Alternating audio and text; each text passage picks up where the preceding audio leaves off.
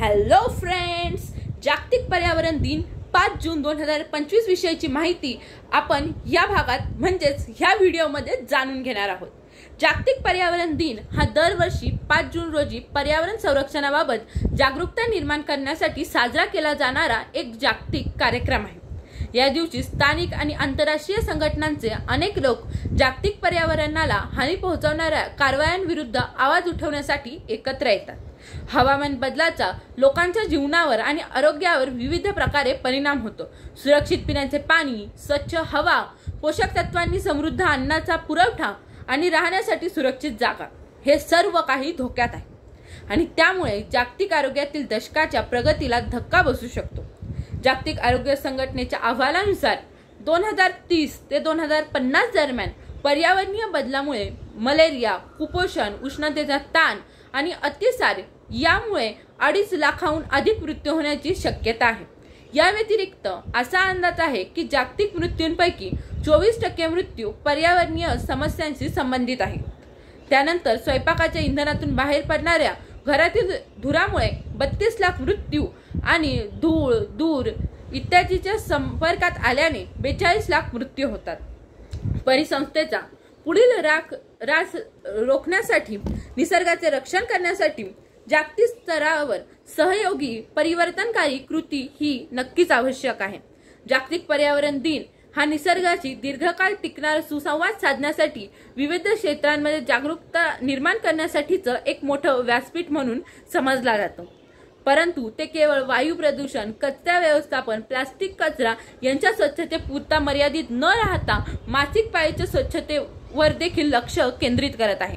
वायू प्रदूषण म्हणजेच मानवी आरोग्यासाठीचा हा सर्वात मोठा पर्यावरणीय धोका मानला जातो।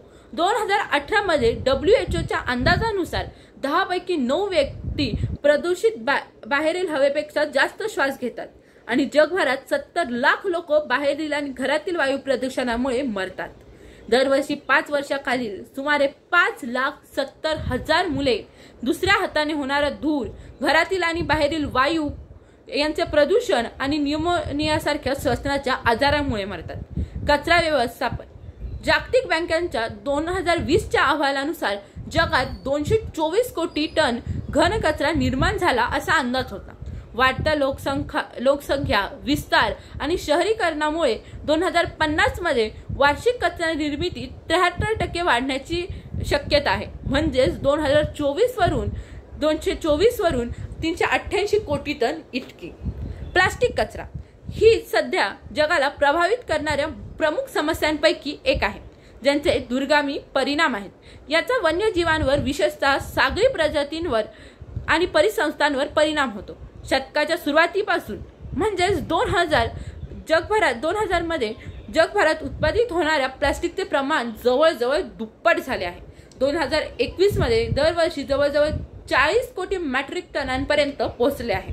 मासिक पाळीची स्वच्छता सॅनिटरी पॅड्समध्ये 90% पर्यंत प्लास्टिक असू शकते, ज्यापैकी बहुतेक प्लास्टिक हे कचरा कुंडीत टाकले जाते। पर्यावरणीय संघटना टॉक्सिक लिंकच्या अहवालानुसार भारतात दरवर्षी 1230 कोटीहून अधिक जुने सॅनिटरी पॅड्स कचरा कुंडीत टाकले जातात। या कृत्रिम सॅनिटरी पॅड्सचे विघटन होण्यास 250 म्हणजेच 250 ते 800 वर्षे लागतात।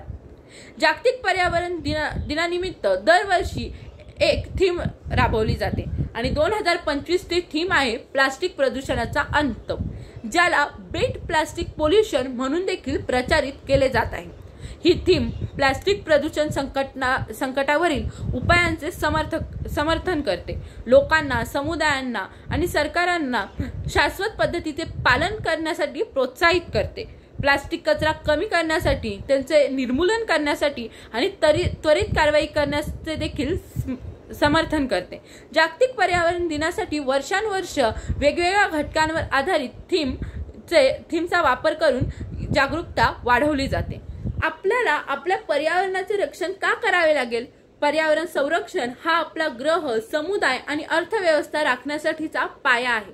जर ते संरक्षित केले नाही तर अनेक गंभीर परिणाम होऊ शकतात। निवाऱ्यासाठी जागेची उपलब्धता, जंगल तोड, जागतिक तापमानात वाढ, हवेची गुणवत्ता खराब होणे, काही प्रजाती नष्ट होणे म्हणजेच नामशेष होणे, नैसर्गिक आपत्ती यासारख्या काही परिणामांना आपण आत्तापासूनच सामोरे जाऊ लागलो आहे।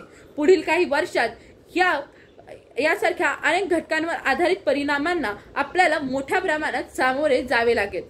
तर मित्रांनो, एकच गोष्ट लक्षात ठेवा, पृथ्वी ही आपल्याला मातृ समान आहे आणि पृथ्वीच्या पर्यावरणाचे रक्षण करणं हे आपल्याच हातात आहे। धन्यवाद।